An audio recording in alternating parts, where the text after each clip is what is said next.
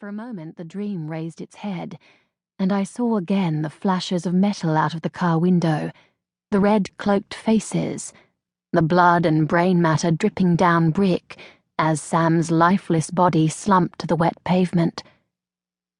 My stomach heaved and I closed my eyes, sucking in air and fighting the feeling of inevitability. Death would not claim his soul tonight. I wouldn't let her. Against the distant roar of that engine came the sound of steady steps from the left of the intersection up ahead. He was walking toward the corner, and the death that awaited him there. I stepped out of the shadows. The glow of the streetlights did little to break up the night, leaving the surrounding buildings to darkness and imagination. The ever-growing rumble of the car approaching from the right didn't quite drown out the steady sound of footsteps. But perhaps it only seemed that way because I was so attuned to it, to what was about to happen. I walked forward, avoiding the puddles of light and keeping to the darker shadows. The air was thick with the growing sense of doom and the rising ice of hell. Death waited on the other side of the street, her dark rags billowing and her face impassive. The growling of the car's engine swept closer. Lights broke across the darkness, the twin beams of brightness spotlighting the graffiti that colored an otherwise bleak and unforgiving cityscape.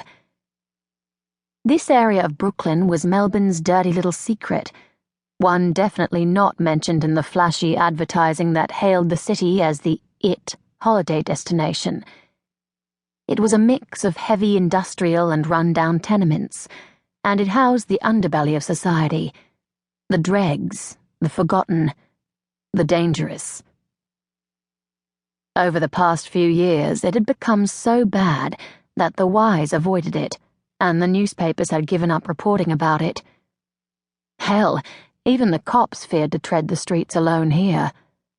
These days they did little more than patrol the perimeter in a vague attempt to stop the violence from spilling over into neighboring areas. So why the hell was Sam right here in the middle of Brooklyn's dark heart? I had no idea, and right now, with death so close, it hardly mattered. I neared the fatal intersection, and time slowed to a crawl. A deadly, dangerous crawl. The Commodore's black nose eased into the intersection from the right. Windows slid down smoothly, and the long black barrels of the rifles I'd seen in my dream appeared. Behind them, half hidden in the darkness of the car's interior, red hoods billowed. "Be fast," my inner voice whispered. "Or die." Death stepped forward, eager to claim her soul. I took a deep, shuddering breath and flexed my fingers. Sam appeared past the end of the building and stepped toward the place of his death. The air recoiled as the bullets were fired. There was no sound. Silences. I lunged forward, grabbed his arm, and yanked him hard enough sideways to unbalance us both. Something sliced across my upper arm, and pain flared as I hit the pavement. My breath whooshed loudly from my lungs, but it didn't cover the sound of the unworldly scream of anger. Knowing what was coming, I desperately twisted around, flames erupting from my fingertips. They met the sweeping, icy scythe of death, melting it before it could reach my flesh. Then they melted her, sending her back to the frigid realms of hell. The car screeched to a halt farther down the street, the sound echoing sharply across the darkness. I scrambled to my feet. The danger wasn't over yet. He could still die, and we needed to get out of here. Fast.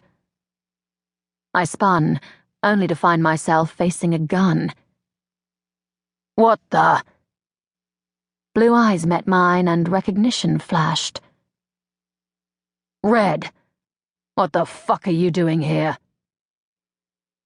There was no warmth in his voice, despite the use of my nickname.